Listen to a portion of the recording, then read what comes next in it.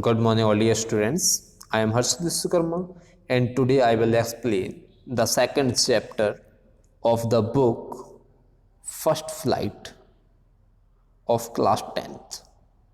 NCERT Class 10th, second chapter, First Flight book, and the chapter name is It is a biography of Nelson Mandela, and the autobiography name is It is a autobiography of Nelson Mandela, and it is Long Walk to Freedom.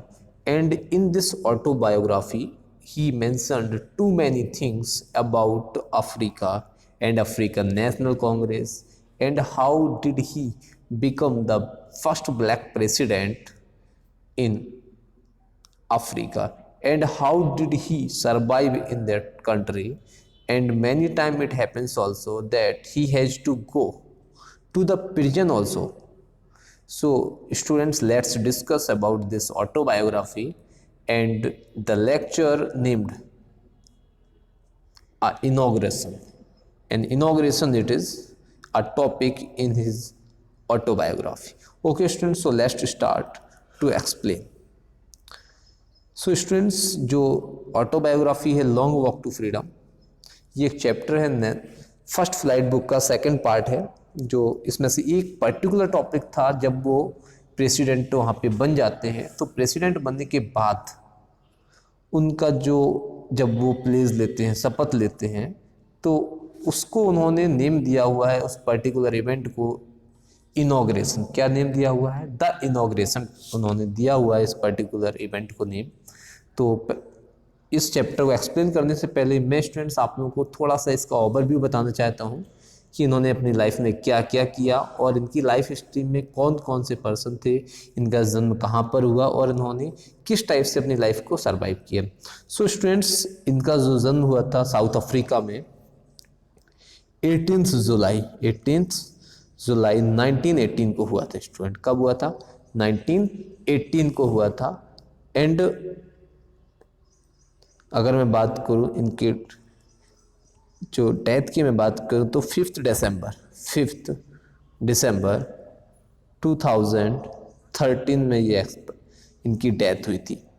And अपनी life history में इन्होंने क्या क्या किया था, अगर मैं बात करूं, इनका जो जन्म का जो नाम था रोहिल्ला मंडेला। क्या नाम था इनका? जो जनरली इनका जो नाम था रोहिल लहल्ला। मैं नेम यहाँ पर मैं जैसे जो नेम यहाँ पर देखिए स्टूडेंट लिखा हुआ है, नेल्सन रोहिल्ला मंडेला, ये इनका बचपन का नेम था स्टूडेंट। और इन्होंने जो एक पॉलिटिकल जो पार्टी को ज्वाइन किया हुआ था, वो अफ्रीकन नेशनल कांग्रेस को इन्होंने ज्वाइन किया हुआ था। और ये बाद में अफ्रीकन प्रेसिडेंट भी बने थे। एंड अब इन्होंने अपनी लाइफ में क्या क्या प्रॉब्लम्स फेस की और कैसे इन्होंने किया, मैं इस चैप्टर को एक्सप्लेन करने से पहले मैं आपको वो इवेंट बताऊंगा, और साथ साथ में इस चैप्टर के बारे में मैं आपको एक्सप्लेन करूंगा। तो स्टूडेंट, जब इनका जन्म हुआ नेल्सन मंडेला जी का साउथ अफ्रीका में, उस टाइम पीरियड पर साउथ अफ्रीका में एक पॉलिसी चल रही थी जिसका नेम था स्टूडेंट अपार्थीड पॉलिसी। क्या नेम था स्टूडेंट? अपार्थीड एक पॉलिसी होती है, एक पॉलिटिकल सिस्टम होता है जो लोगों को कास्ट के अकॉर्डिंग, किसके अकॉर्डिंग? उनकी कास्ट के अकॉर्डिंग, उनके कलर के अकॉर्डिंग एक दूसरे से डिवाइड करती है। तो स्टूडेंट, ये आपको समझ में आ गया कि नेल्सन मंडेला किसके अगेंस्ट थे? अपार्थीड पॉलिसी के अगेंस्ट थे स्टूडेंट। और इसके साथ आप लोगों को पता होगा कि उन्होंने क्या क्या किया। अब मैं वो चीज़ें आपको बता देता हूँ कि लाइफ में क्या हुआ।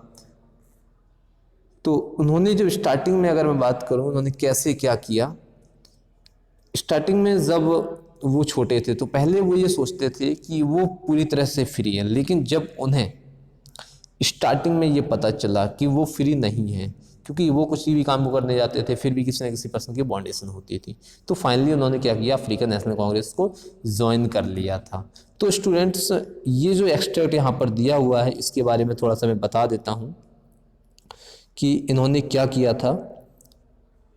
1 सेकेंड स्टूडेंट्स।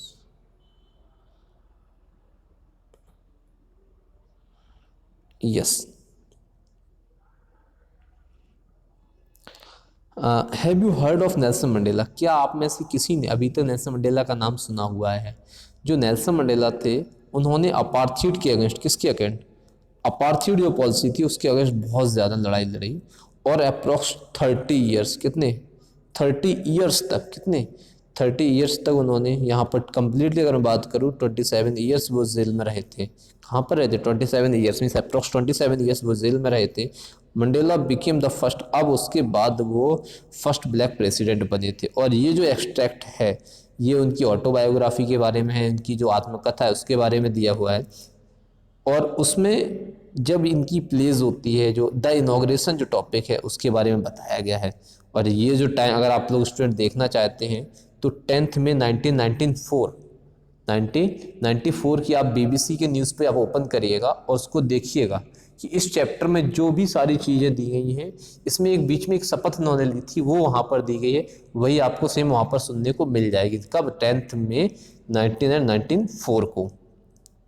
ये थोड़ा सा मैं आपको इसको थोड़ा सा बहुत अच्छे से समझा देता हूँ। यहाँ पर ये क्या दिया हुआ है, जो नेल्सन मंडेला थे, बहुत टाइम पीरियड साउथ अफ्रीका में क्या हुआ था कि ब्लैक पर्सन को कंटिन्यूसली ऑप्रेस किया, दबाया जा रहा था। और वहाँ पर जो वाइट पर्सन थे, कैसे थे?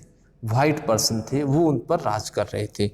कब? 3 सेंचुरीज, मतलब 300 साल से। किससे? 300 साल से लोग वहाँ पर राज कर रहे थे। किसका राज चल रहा था? White supremacy.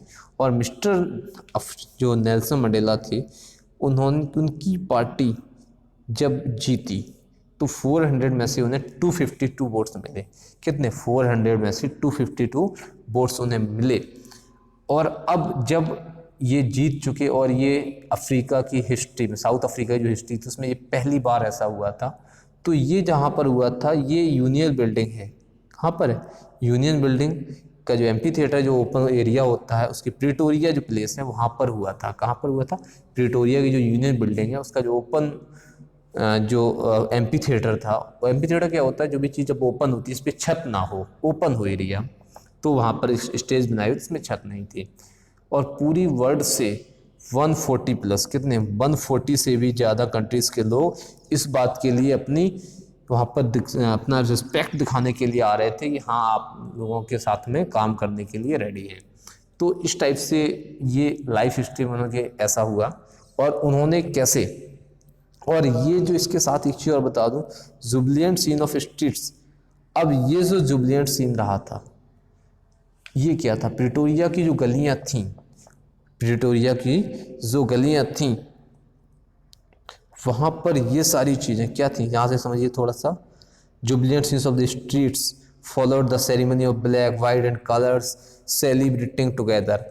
अब ये सभी जो अलग अलग कास्ट के, अलग अलग कलर के जो लोग थे, सारे एक साथ मिलकर गा रहे थे। और एक बात और, वहाँ पर फर्स्ट टाइम ऐसा हुआ था जब 2 नेशनल एंथम एक साथ बजाए गए थे। एक निको सकलील था, ये मैं आगे चैप्टर में पढ़ाऊंगा। एक जो था वो निको सकलील था, और दूसरा जो था वो था डाई स्टम। कौन सा था? डाई स्टम। तो स्टूडेंट्स इसके आगे चैप्टर में हम लोग एक्सप्लेन करेंगे कि कैसे जो नेल्सन मंडेला जी थे उन्होंने अपनी लाइफ में क्या क्या प्रॉब्लम्स फेस की, और किस तरीके से उन्होंने अपनी नेशनल अफ्रीकन कांग्रेस की पार्टी को ज्वाइन करके उसे टॉप पोजीशन पर ले गए, और कैसे उन्होंने अपनी जन्म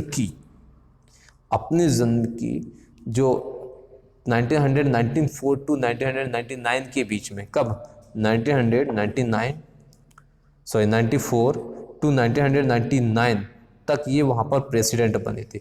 और ये फर्स्ट टाइम ऐसा हुआ था जब कोई ब्लैक सुप्रीमेसी आई थी। इसके पहले 300 ईयर्स तक, 300 साल तक वाइट पर्सन ब्लैक पर रूल कर रहे थे और सिर्फ उनको ऑप्रेस कर रहे थे, दबा रहे थे। तो स्टूडेंट्स आप सोचिए, अगर आप अपनी फैमिली में हैं, फ्री हैं, और आपके ऊपर कोई दूसरा पर्सन आके रूल करे तो आपको कैसा लगेगा? अभी हम लोग क्या है, किसी दूसरे की बातों को 1 या 2 दिन तो नहीं सुन पाते, बट सोचिए ब्लैक पर्सन जो थे साउथ अफ्रीका में, उन्होंने 300 ईयर्स, 300 साल तक वाइट पर्सन के दबाव में रहे वो लोग। तो ये सब चीज़ें साउथ अफ्रीका में हुई हैं। अगर आप लोग और भी ज़्यादा डिटेल जानना चाहते स्टूडेंट्स, आप यूट्यूब पे सर्च कीजिए the past history of south Africa in 300 years, तो आपको मिल जाएगी डिटेल बहुत अच्छी। स्टूडेंट्स पढ़िएगा, ये नई चीज़ें आपको मिलती है, याद रखिए जब भी आपको नई चीज़ मिले तो उसको सर्च ज़रूर करिए।